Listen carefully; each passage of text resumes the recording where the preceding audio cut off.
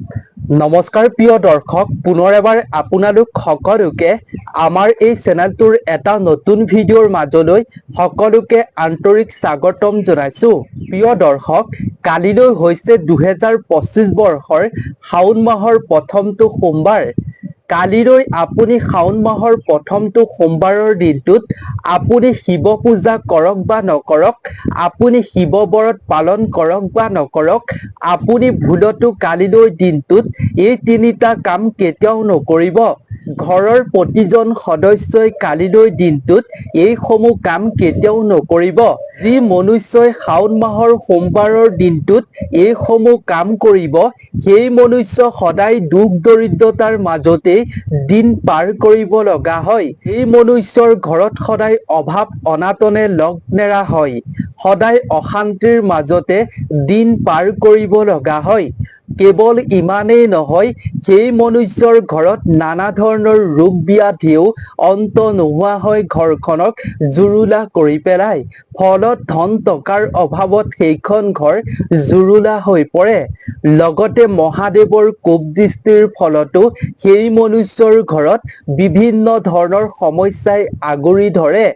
কেতিয়াও নিজৰ মনৰ ইচ্ছা আকাংক্ষা পূৰ্ণ নহয়। সেয়েহে প্ৰিয় দৰ্শক, আপুনিও এইসমূহ সমস্যাৰ সন্মুখীন হোৱাটো নিবিচাৰে, তেন্তে আপুনি কালিলৈ শাওণ মাহৰ প্ৰথমৰ সোমবাৰৰ দিনটোত এইসমূহ কাম কৰাৰ পৰা বিৰত থাকিব। আজিৰ এই ভিডিঅ'টো আপুনি সম্পূৰ্ণকৈ চাওক। আমি আজিৰ এই ভিডিঅ'টোৰ জৰিয়তে আমি সকলোবিলাক সুন্দৰভাৱে শ্বেয়াৰ কৰিব খুজিছো।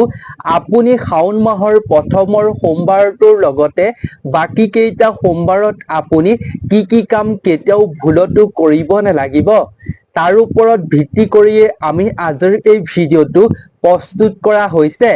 লগতে আপোনাৰ আশা আকাংক্ষা ইচ্ছা পূৰ্ণ কৰিবৰ বাবে আপুনি শাওণ মাহৰ প্ৰতিটো সোমবাৰে কৰিব পৰা এনেকুৱা দুটামান কামৰ বিষয়ে শ্বেয়াৰ কৰিম, যিকেইটা কাম আপুনি এই শাওণ মাহৰ সোমবাৰৰ দিনটোত কৰিব পাৰিলে আপুনি বিচৰা ধৰণে আপুনি যি বিচাৰে মহাদেৱৰ আশীৰ্বাদৰ ফলত, মহাদেৱৰ কৃপা দৃষ্টিৰ ফলত আপুনি তেনেকৈ পাবলৈ সক্ষম হ'ব।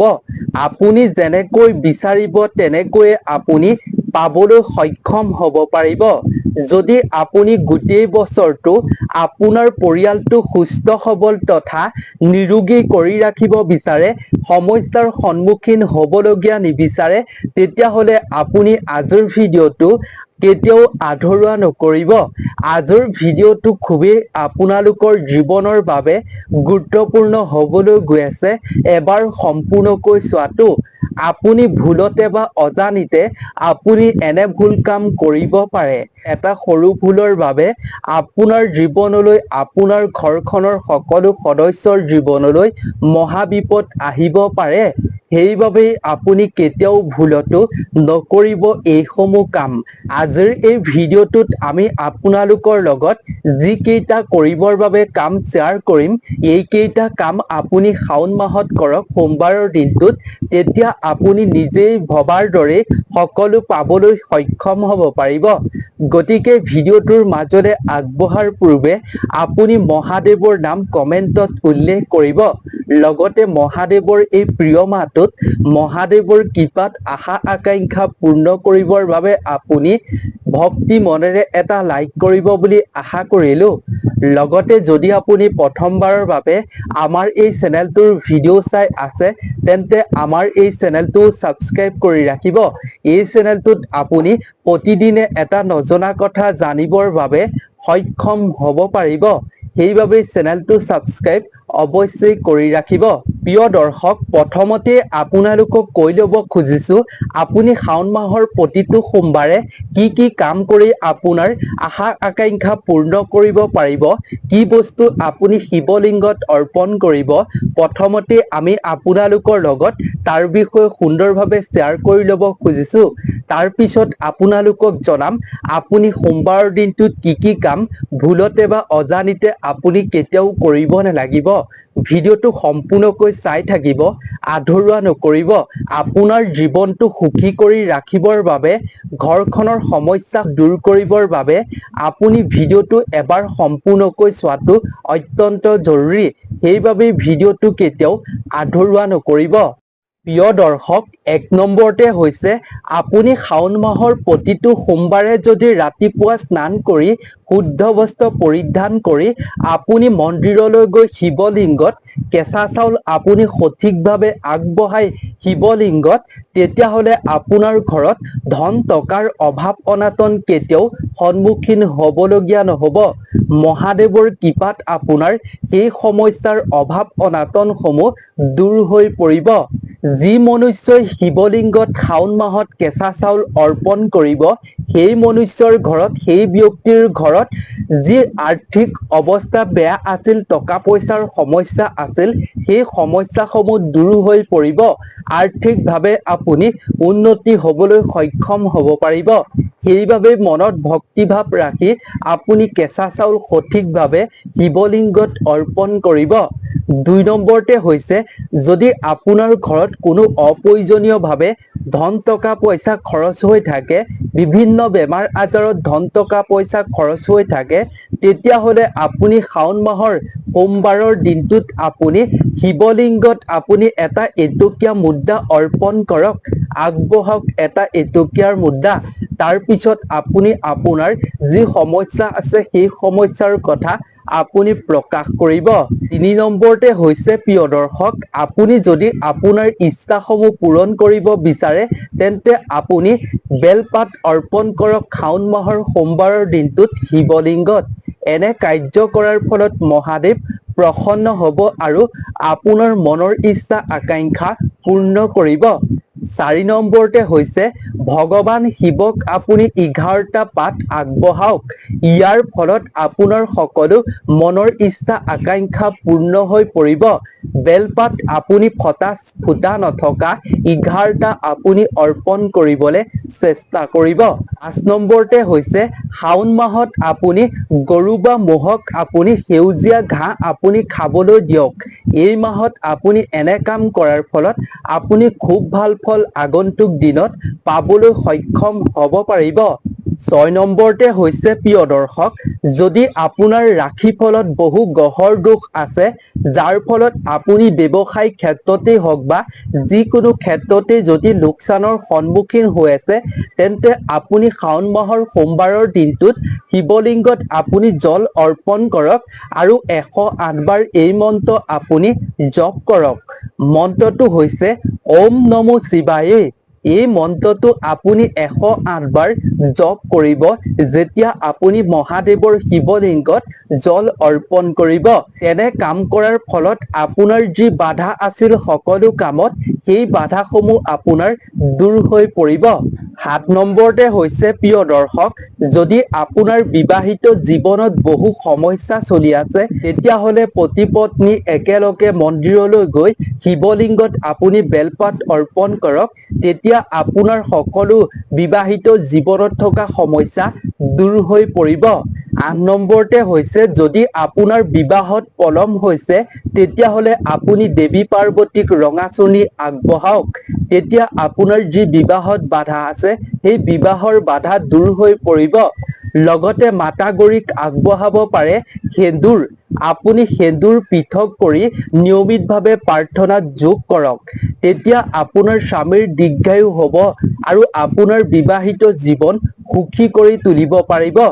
9 নম্বৰ শেষৰটো হৈছে আপুনি যদি সুস্থ সবল হৈ থাকিব বিচাৰে, তেতিয়াহ'লে আপুনি শাওণ মাহৰ সোমবাৰৰ দিনটোত গাখীৰেৰে শিৱলিংগত অভিষেক কৰক। এই দিনটোত আপুনি শিৱলিংগত গাখীৰ আগবঢ়োৱাৰ ফলত শিৱ শংকৰৰ কৃপা আপোনাৰ ওপৰত পৰিব, যাৰ ফলত আপুনি সুস্থ সবল জীৱন লাভ কৰিবলৈ সক্ষম হ'ব পাৰিব। কিন্তু প্ৰিয় দৰ্শক, যেতিয়া আপুনি শিৱলিংগত গাখীৰ অৰ্পণ কৰিব, তেতিয়া আপুনি যি পাত্ৰত গাখীৰ লৈ যাব, সেই পাত্ৰটো যাতে তামৰ নহয়, তাৰ প্ৰতি বিশেষ লক্ষ্য ৰাখিব। এতিয়া প্ৰিয় দৰ্শক আমি জানো আহক আপুনি এই শাওণ মাহৰ কালিলৈ সোমবাৰৰ দিনটোত কি কাম কৰিব কেতিয়াও নালাগিব। তাৰ আগতে যদি ইমানলৈকে আপুনি ভক্তি মনেৰে ভগৱান শিৱৰ নাম কমেণ্টত স্মৰণ কৰা নাই তেন্তে ভক্তি মনেৰে আপুনি ভোলানাথৰ নামত হৰ হৰ মহাদেৱ বুলি স্মৰণ কৰিবৰ বাবে কেতিয়াও নাপাহৰিব। প্ৰিয় দৰ্শক ভুলতো আপুনি শাওণ মাহৰ সোমবাৰৰ দিনটোত শিৱলিংগত কেতিয়াও অৰ্পণ নকৰিব এনে বস্তু অৰ্পণ কৰাৰ ফলত আপুনি পুণ্যৰ সলনি পাপৰ সমভাগীহে হ'ব লাগিব। সেইবাবে আপুনি এনে বস্তু কেতিয়াও অৰ্পণ নকৰিব। মহাদেৱক আপুনি হালধি কেতিয়াও অৰ্পণ নকৰিব আৰু কেতেকী ফুল আপুনি কেতিয়াও অৰ্পণ নকৰিব। এই দুটা বস্তু কেতিয়াও শিৱ পূজাত ব্যৱহাৰ কৰা নহয়। সেইবাবে আপুনি এই দুটা বস্তু কেতিয়াও ব্যৱহাৰ নকৰিব। লগতে প্ৰিয় দৰ্শক ভুলতো আপুনি ভগৱান শিৱক যেতিয়া শিৱলিংগত আপুনি জল অৰ্পণ কৰিব তেতিয়া আপুনি শংখৰ দ্বাৰা কেতিয়াও শিৱলিংগত জল অৰ্পণ নকৰিব। এই নিয়মৰ লগত সম্বন্ধিত বহুতো মান্যতা আছে। সেইবাবে আপুনি এনে ভুল কেতিয়াও নকৰিব। কেৱল প্ৰিয় দৰ্শক ইমানেই নহয় আপুনি এই শাওণ মাহৰ সোমবাৰৰ দিনটোত কেতিয়াও ক'লা বস্ত্ৰ নিপিন্ধিব। লাগিলে আপুনি পূজা কৰকেই বা নকৰকেই আপুনি ভুলতো কেতিয়াও ক'লা বস্ত্ৰ এই দিনটোত আপোনাৰ শৰীৰত নিপিন্ধিব। তাৰ প্ৰতি আপুনি বিশেষ লক্ষ্য ৰাখিব। যদি আপুনি এই দিনটোত ক'লা বস্ত্ৰ পিন্ধি পূজা কৰে তেতিয়াহ'লে আপোনাৰ জীৱনলৈ বিভিন্ন সমস্যা আহিব পাৰে। শিৱ ভগৱান ক্ৰোধিত হ'ব পাৰে। সেইবাবে পূজা কৰিলেও নিপিন্ধিব। পূজা নকৰিলেও পৰাপক্ষত নিপিন্ধাকৈ থাকিবৰ বাবে চেষ্টা কৰিব। নহ'লে শিৱ ভগৱান ক্ৰোধিত হৈ আপোনাৰ মনৰ আশা আকাংক্ষা আপুনি পূৰ্ণ কৰিব নোৱাৰিব। লগতে প্ৰিয় দৰ্শক যদি আপুনি শাওণ মাহৰ সোমবাৰৰ দিনটোত উপবাস অৰ্থাৎ ব্ৰত পালন কৰে তেতিয়াও আপুনি এনে কাম নকৰিব। আৰু যদি আপুনি ব্ৰত পালন নকৰে পূজা নকৰে তেতিয়াও আপুনি এনে কাম নকৰিব। আপুনি এই সোমবাৰৰ দিনটোত ভুলতো কেতিয়াও আনক বিচলিত নকৰিব। মিছা কথা আপুনি কেতিয়াও কাকো এই দিনটোত নকব। আপুনি যদি এনে কাম কৰে তেতিয়াহ'লে শিৱ ভগৱান ৰুষ্ট হ'ব, যাৰ ফলত আপুনি আপোনাৰ আশা আকাংক্ষা পূৰ্ণ কৰিব নোৱাৰিব। সেইবাবে আপুনি কেতিয়াও কাৰো মনত দুখ পোৱা কাম নকৰিব। কাকো কেতিয়াও মিছা কথা নকব। বিচলিত কাকো কেতিয়াও নকৰিব। লগতে আপুনি এই সোমবাৰৰ দিনটোত সৰ্প নিধন নকৰিব, জীৱ জন্তুক হত্যা নকৰিব আৰু আপুনি গৰুক কেতিয়াও মাৰধৰ নকৰিব। ইয়াৰ প্ৰতি আপুনি বিশেষ সাৱধান অৱলম্বন কৰিব। লগতে প্ৰিয় দৰ্শক আপুনি এই শাওণ মাহত উপবাস ৰাখক বা নাৰাখক, পূজা কৰক বা নকৰক, আপুনি কেতিয়াও জোৰা নেখেলিব এই মাহৰ বিশেষকৈ সোমবাৰৰ দিনটোত। পৰাপক্ষত আপুনি শাওণ মাহতে এনে কামৰ পৰা বিৰত থাকিব আৰু যদি নোৱাৰে তেতিয়াহ'লে বিশেষকৈ সোমবাৰৰ দিনটোত আপুনি জোৰা খেলা বা চুৰি কাৰ্যত আপুনি কেতিয়াও লিপ্ত নহ'ব। লগতে প্ৰিয় দৰ্শক আপুনি শিৱ পূজা কৰিলে ভগৱান শিৱক তুলসী পাত কেতিয়াও অৰ্পণ নকৰিব। জ্যোতিষ শাস্ত্ৰৰ মতে কোৱা হৈছে ভগৱান শিৱৰ শিৱলিংগতেই হওক বা পূজাতেই হওক আপুনি কেতিয়াও তুলসী পাত ব্যৱহাৰ কৰিব নালাগে। মান্যতা অনুসৰি তুলসীক অভিশাপ দিয়া হৈছিল আৰু তুলসীৰ স্বামীক ভগৱান শিৱই হত্যা কৰিছিল। সেইবাবে শিৱ পূজাত কেতিয়াও তুলসী পাত ব্যৱহাৰ কৰা নহয়। আপুনিও এনে ভুল কাম কেতিয়াও নকৰিব। লগতে আপুনি শিৱলিংগত আমি প্ৰথমতেই যিহেতু কৈছিলো কেঁচা চাউল অৰ্পণ কৰিবলৈ, আপুনি সেই কেঁচা চাউল ভগা চিগা কেতিয়াও নল'ব। তাৰ প্ৰতি আপুনি লক্ষ্য কৰিহে সেই চাউল অৰ্পণ কৰিব। লগতে প্ৰিয় দৰ্শক ভগৱান শিৱ শংকৰৰ পূজাত আপুনি নাৰিকল কেতিয়াও ব্যৱহাৰ নকৰিব। নাৰিকল ব্যৱহাৰ কৰাটো অশুভ বুলি গণ্য কৰা হৈছে। আচলতে শাস্ত্ৰৰ অনুসৰি কোৱা হৈছে নাৰিকল লক্ষ্মী দেৱীৰ প্ৰতীক হিচাপে গণ্য কৰা হৈছে আৰু যাৰ সম্পৰ্ক ভগৱান বিষ্ণুৰ সৈতে আছে। সেইবাবে লক্ষ্মী দেৱী আৰু ভগৱান বিষ্ণুক আপুনি পূজা কৰিলেহে নাৰিকল ব্যৱহাৰ কৰিব লাগে। কিন্তু আপুনি ভগৱান শিৱক পূজা কৰিলে আপুনি নাৰিকল কেতিয়াও অৰ্পণ কৰিব নালাগে। লগতে প্ৰিয় দৰ্শক আপুনি এই মাহৰ বিশেষকৈ সোমবাৰৰ দিনটোত মাছ মাংস খোৱা আৰু মনলৈ বেয়া চিন্তা কেতিয়াও আহিবলৈ দিব নালাগে। তেনে কাৰ্যৰ দ্বাৰা আপোনাৰ বছৰটোৰ বাবে মনলৈ বেয়া চিন্তা আহি থাকিব আৰু সেই মাছ মাংস খোৱাৰ ফলত আপোনাৰ ৰোগ ব্যাধিৰ সৃষ্টি হ'ব পাৰে। সেইবাবে আপুনি শাওণ মাহৰ প্ৰতিটো সোমবাৰে এনে বস্তু খোৱাৰ পৰা বিৰত থাকক। আপুনি এই সোমবাৰ কেইটাত এইসমূহ বস্তু নোখোৱাকৈ থাকিলে আপোনাৰ জীৱনত একো ক্ষতি নহয় আৰু আপোনাৰ মনলৈ কোনো ধৰণৰ বেয়া চিন্তা আহিবলৈ নিদিব। তাৰ প্ৰতি আপুনি নিজেই লক্ষ্য ৰাখিব। মনটো সদায় আপুনি ভাল চিন্তাৰে, ইতিবাচক চিন্তাৰে ভৰাই তোলক। গোটেই বছৰটো আপোনাৰ ভাল হ'ব। লগতে প্ৰিয় দৰ্শক, যদি আপুনি জীৱনত সুস্থ সবল হৈ থাকিব বিচাৰে, নিৰোগী হৈ থাকিব বিচাৰে, তেতিয়া আপুনি শাওণ মাহত ভুলতো কেতিয়াও দেৰিলৈকে ৰাতিপুৱা শুই নাথাকিব। ৰাতিপুৱা সোনকালে উঠি আপুনি স্নান কৰি আপুনি সোমবাৰৰ দিনটোত শিৱ মন্দিৰলৈ গৈ শিৱ ভগৱানৰ শ্ৰীচৰণত আপুনি জল অৰ্পণ কৰক, কেঁচা গাখীৰ অৰ্পণ কৰক, বেলপাত অৰ্পণ কৰক, ধতুৰা অৰ্পণ কৰক। আপুনি পঞ্চ অমৃতেৰে স্নান কৰাওক, গংগা জল আপুনি অৰ্পণ কৰক। ইয়াৰ দ্বাৰা আপোনাৰ জীৱনটো সুখী হ'ব আৰু আপোনাৰ জীৱনৰ ৰোগ ব্যাধি, নানা ধৰণৰ সমস্যা আপোনাৰ জীৱনৰ পৰা ধ্বংস হৈ অৰ্থাৎ নাইকিয়া হৈ পৰিব। সেইবাবেই আপুনি এনে কাম নকৰাকৈ এনে কামত সময় পাৰ কৰাওক। তেতিয়া আপোনাৰ জীৱনটো সুখময় হৈ পৰিব, সমৃদ্ধিৰে ভৰি পৰিব। গতিকে প্ৰিয় দৰ্শক, আজিৰ এই ভিডিঅ'টো ইমানেই আছিল। যদি ভিডিঅ'টো চাই ভাল পালে আৰু 10 জনৰ লগতো শ্বেয়াৰ কৰিব, যাতে তেওঁলোকেও এইখিনি কথা সুন্দৰভাৱে জানিব পাৰে। গতিকে প্ৰিয় দৰ্শক, শিৱ ভগৱানে যাতে আপোনাৰ সকলো মনৰ ইচ্ছা আকাংক্ষা পূৰ্ণ কৰে, জীৱনত থকা বিভিন্ন সমস্যা যাতে মহাদেৱে দূৰ কৰে, আমিও মহাদেৱৰ শ্ৰীচৰণত তাৰ বাবে প্ৰাৰ্থনা কৰিছো। গতিকে প্ৰিয় দৰ্শক, আপোনালোক সকলো ভালে থাকক, সুস্থ সবল অৰ্থাৎ নিৰোগী হৈ থাকক, তাৰেই আমিও কামনা কৰিলো। নতুন এটা ভিডিঅ'ৰ লগত সকলোকে পুনৰ এবাৰ লগ পাম। তেতিয়ালৈকে সকলোৰে মাজৰ পৰা বিদায় লৈছো। ধন্যবাদ।